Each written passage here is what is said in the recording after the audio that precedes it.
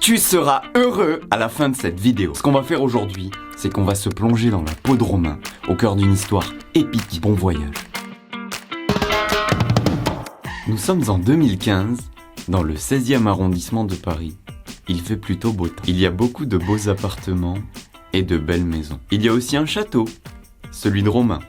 Enfin, celui de son père. En travaillant dans le trafic de drogue et en ayant gravi les échelons, il avait les moyens de vivre dans un lieu si luxueux. Romain était très gâté.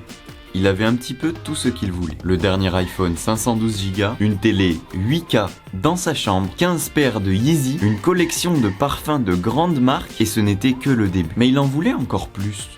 Plus il en avait, et plus il avait besoin d'en avoir plus. Son temps de joie à l'acquisition d'un nouvel objet s'écourtait au fur et à mesure que le temps passait et que ses meubles se remplissaient. C'était une course effrénée. Mais une course à quoi ? Une course vers quelle direction ? Lui-même n'aurait pas pu vous répondre. Il vous aurait probablement dit qu'en achetant la dernière nouveauté, il serait enfin heureux. Et c'est là où il avait tout faux. Romain ne comprenait pas pourquoi il n'était pas heureux, alors qu'il avait tout. 6 mois plus tard, 17 janvier 2016, 6h du matin.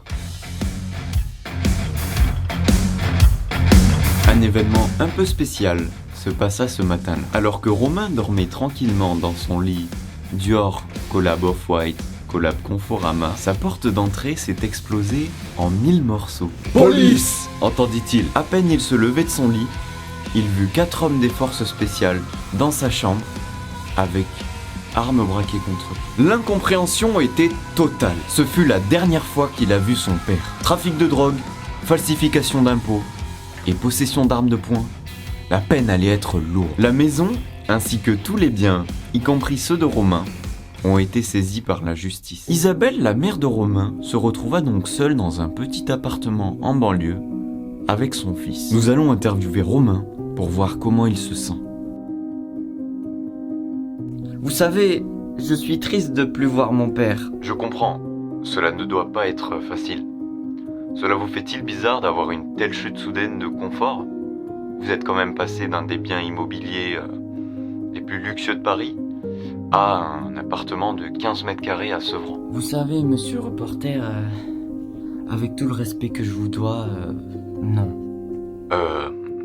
Comment ça ? Vous savez, je me sens bête.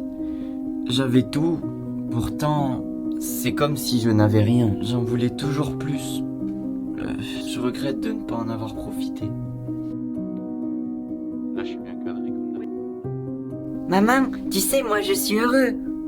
Voici Tommy, fils d'ouvrier avec un revenu modeste.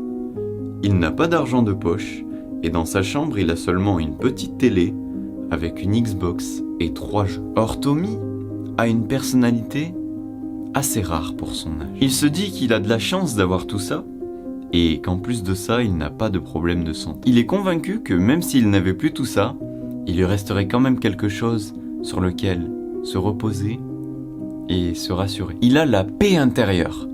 Et c'est ça la définition du bonheur.